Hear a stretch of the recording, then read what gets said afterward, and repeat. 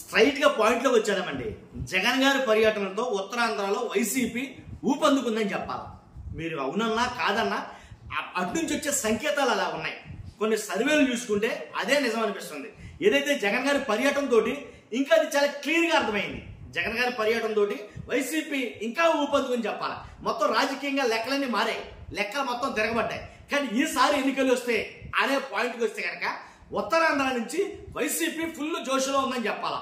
జగన్ గారు ఒక పర్యటనకి అంతలా మారిపోయిందంటే కనుక రానున్న నియోజకవర్గాల పర్యటన చూసుకున్నా సరే, అయ్యా రానున్న ఏదైతే పాదయాత్ర చూసుకున్నా సరే, ఇవన్నీ దృష్టిలో పెట్టుకుని ఉత్తరాంధ్ర ఈసారి విజయంగా చాలా అంటే ఒక రకంగా ఉత్తరాంధ్ర ప్రజలు వాస్తవం మాట్లాడాలంటే రాజకీయంగా చాలా పరిణితి కలిగినటువంటి ప్రజలు. వాళ్ళు చాలా జ్ఞానంతో ఉంటారు, రాజకీయ జ్ఞానం ఎక్కువ. కాబట్టి ఈసారి వాళ్ళే డిసైడింగ్ ఫ్యాక్టర్ కాబోతున్నారు ఆంధ్రప్రదేశ్కి అనేది మీరు నమ్మాలా. ఉత్తరాంధ్రలో వైసీపీ ఊపందుకోవడం గల కారణాలు ఏంటి, ఆ జిల్లాలు ఏమున్నాయి అని ఒకసారి చూద్దాం. చూసే ముందు ఫస్ట్ నా రిక్వెస్ట్ ఉందో లైక్ చేయండి. లైక్ చేస్తే నాకు మోటివేషన్ ఉంటుందండి, ఎక్కువ మందికి ఇన్ఫర్మేషన్ షేర్ అవుతుంది. ఈ ఇన్ఫర్మేషన్ ఎక్కువ మందికి షేర్ అవుతుంది. అంతేకాదు లైక్ చేయండి, మీ బాధ్యత అని చెప్తున్నాను. కొత్తగా మన ఛానల్ ఇస్తే పక్కాగా సబ్స్క్రైబ్ చేయండి. మీ అమూల్యమైన అభిప్రాయాన్ని ఉత్తరాంధ్ర జిల్లాలో మీరుంటే కనుక మీ అభిప్రాయం ఏంటో క్లియర్గా రాయండి, నాకు కూడా తెలుస్తుంది అక్కడ పరిస్థితి ఎలా ఉంది రాజకీయంగా అనేది. తర్వాత ఏ జిల్లాల్లో ఉత్తరాంధ్రలో ఊపందుకున్నా అంటున్నాను కదా, దానికి కారణాలు ఏంటి ఉన్నాయంటే కనుక ఉన్నాయి. ఏంటి ఆ కారణాలంటే కొన్ని కారణాలు. ఉత్తరాంధ్రలో ముఖ్యంగా ఇప్పుడు జరుగుతున్న చర్చ ఏదైనా ఉందంటే కనుక మెడికల్ కాలేజీల గురించి. ఏంటంటే ఉత్తరాంధ్రానికి ఏ పార్టీ వచ్చినా సరే మేము ఎంత చేసాం అని చెప్పుకోవడానికే కానీ నోటి మాటలకే కానీ రియల్గా ఏం కనిపించడం వల్ల చాలా మట్టుకు ఇంకా ఉత్తరాంధ్ర వెనకబడిన ప్రాంతంగానే ఉందని నేను అనాలి. ఎందుకంటే వాస్తవాల్లోకి వెళ్తే ఏమీ లేదు అక్కడ. ఇప్పుడు కొన్ని జరిగాయి అక్కడ. ఎలా అంటే వైఎస్ జగన్మోహన్ రెడ్డి గారు ఉత్తరాంధ్రకి 4 మెడికల్ కాలేజీలు తీసుకురావడం, ఇదంతా ఒక ఎత్తు. అలాగే ఏదైతే ఉత్తరాంధ్రలో విశాఖపట్నం రాజధాని అవుతుందని ఆశించారో అది అదో మైనస్. ప్లస్ చూసుకుంటే కనుక జగన్మోహన్ రెడ్డి గారు 4 మెడికల్ కాలేజీలు ఒక ఉత్తరాంధ్రకే 4 మెడికల్ కాలేజీలు తీసుకురావడంతో ఆ దిశగా అంటే విద్యా వైద్యం ఈ రెండు కూడా అక్కడ టాప్లో ఉండును, టాప్ ప్రయారిటీ కాబడును. కానీ ఎప్పుడైతే ఉత్తరాంధ్రలో ఈ 4 మెడికల్ కాలేజీ గురించి ఒక దుష్ప్రచారం అనేది కూటమి ప్రభుత్వం చేసిందో దాంతో ఉత్తరాంధ్ర ప్రజలందరూ కూడా ఆలోచనలో పడ్డారని చెప్పాలి. ఎందుకని వాస్తవా కాదా ఉత్తరాంధ్రలో 4 మెడికల్ కాలేజీ ఎక్కడెక్కడ నర్సీపట్నం కావచ్చు, పార్వతీపురం కావచ్చు, విజయనగరం కావచ్చు, పాడేరు కావచ్చు, ఈ 4 మెడికల్ కాలేజీ ఉన్న యథార్థం ఇది. యథార్థంగా కళ్ళ కట్టినట్టు కనబడుతున్నాయి 4: నర్సీపట్నం, పార్వతీపురం, విజయనగరం, పాడేరు. కానీ దీన్ని కాదు లేవు అని చెప్తా ఉంటే కూటమి ఎలా నమ్ముతారు జనం? నమ్మలేరు కదా. కాబట్టి ఇది అభివృద్ధిలో భాగమే అని చెప్పాలి. 4 మెడికల్ కాలేజీలు వచ్చినాయంటే 4 హాస్పిటల్స్ వచ్చినాయని లెక్క.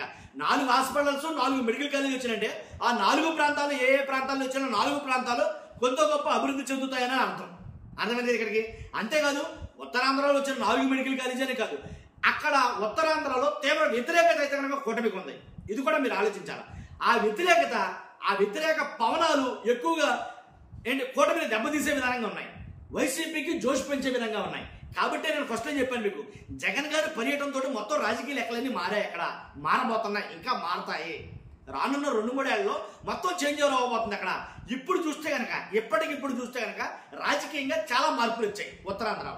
కానీ ఏదైతే కూటమి ప్రభుత్వం అంత ఫామ్లో ఉండటానికి కారణం ఏంటి అని అంటే కనుక వాళ్ళు ఇచ్చిన హామీలు, వాళ్ళు ఇచ్చిన సంక్షేమ పథకాలు, వాళ్ళు చేస్తారన్న సంక్షేమ పథకాలు, వాళ్ళు చేయలేటువంటి హామీలు కావచ్చు, సంక్షేమ పథకాలు కావచ్చు, ఇవన్నీ మేనేజ్ చేసుకుని అక్కడైతే కూటమి ప్రభుత్వం ఏర్పడింది.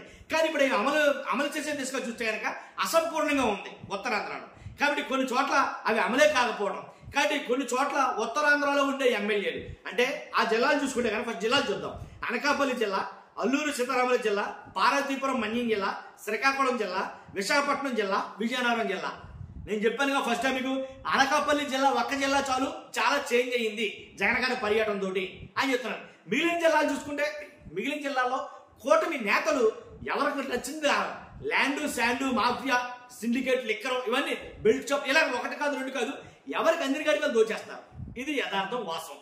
ఈ విషయం చంద్రబాబు నాయుడు గారు చెప్తున్నారు, మీరు చాలా జాగ్రత్తగా ఉండాలి అని. ఉత్తరాంధ్రకు సంబంధించిన చాలా మంది ఎమ్మెల్యేని చంద్రబాబు నాయుడు గారు పిలిపించుకుని మరి వార్నింగ్లు ఇచ్చిన సందర్భాలు ఉన్నాయి, క్లాసులు తీసుకున్న సందర్భాలు ఉన్నాయి. అయినా వాళ్ళ వైఖరిలో ఏమాత్రం మార్పు లేదన్నమాట యథార్థం. కాబట్టి అందరిగా దేపండగానే ఇల్లు చక్కబెట్టాయి అనే ఫార్ములాని అప్లై చేసి ఏంటి వాళ్ళు ఆల్రెడీ చక్కబెడేస్తున్నారు ఎక్కడికక్కడే. కాబట్టి ఇసుక దోపిడీ చూస్తే కనుక ఎంత దారుణంగా జరిగిందో చంద్రబాబు నాయుడు గారు తెలుసు, కూటమి పెద్దలు అందరికీ తెలుసు. కాబట్టి ఆ రకంగా చూసుకుంటే 1, 2 కాదు, చాలా ఇంట్లో దోచేస్తున్నారు అన్నమాట వాస్తవం. కానీ ఎక్కడైనా మీరు సర్దిద్దుకోకపోతే కనుక వన్ టైం ఎమ్మెల్యేలుగా మిగిలిపోతారు అని చంద్రబాబు నాయుడు గారు హెచ్చరికలు జారీ చేసినా సరే వాళ్ళలో ఏ మార్పు లేదు. కాబట్టి ఇదంతా నిశ్చితంగా పరిశీలిస్తున్న నియోజకవర్గ ప్రజలు ఖచ్చితంగా ఇది మరీ ఘోరం నేరం అన్నట్టుగా భావిస్తారు. కాబట్టి ఈసారి వ్యతిరేకత అంతలా పెరిగింది. ఫర్ ఎగ్జాంపుల్ ఏదైతే చంద్రబాబు నాయుడు గారు IVRS కాల్స్ చేయించారో, IVRS కాల్స్ కూటమి ప్రభుత్వం నుంచి వెళ్ళిన IVRS కాల్స్ సర్వే ఏదైతే ఉందో ఆ సర్వేలో వాళ్ళ నియోజకవర్గానికి చెందినటువంటి ఎమ్మెల్యేల మీద దారుణమైన వ్యతిరేకత అయితే ఉందని చెప్పేసి ఆ సర్వేలో తేటతరమైంది. అదేనే కాదండి, KK సర్వే కావచ్చు, రైస్ సర్వే కావచ్చు, ఎంతమంది ఎమ్మెల్యేలు ఏంటి మొత్తం అసలు లిస్టులో లేకుండా పోతారు, ఎంతమంది ఎమ్మెల్యేలు ఓటమి పాలవుతారో ఆల్రెడీ చెప్పేశారు. సంవత్సరం పరిపాలన కాలంలోనే ఎంత వ్యతిరేకత మూట కట్టుకున్నారనేది క్లియర్ కట్ గా పెద్ద సర్వేలు అన్నీ చెప్పాయి. కాబట్టి ఇవన్నీ ఒక ఎత్తు అయితే కనుక వాళ్ళు చేస్తున్న విధానం ఒక ఎత్తు. కాబట్టే మనం ఏంటంటే జగన్ గారి పర్యటన తోటి ఉత్తరాంధ్రలో వైసీపీ ఊపు పెరిగింది, జోష్ పెరిగింది. ఖచ్చితంగా ఈసారి లెక్కలు మారబోతున్నాయి. అదే నేను చెప్పాలనుకుంది. ఫస్ట్ అయితే లైక్ చేయండి, పక్క మన ఛానల్స్తో పక్కాగా సబ్స్క్రైబ్ చేయండి. మీ అమూల్యమైన అభిప్రాయాన్ని కామెంట్ రూపంలో తెలియజేయండి. మీది ఏ జిల్లా, మీ జిల్లాలో ఉండే రాజకీయం గురించి. Thank you very much.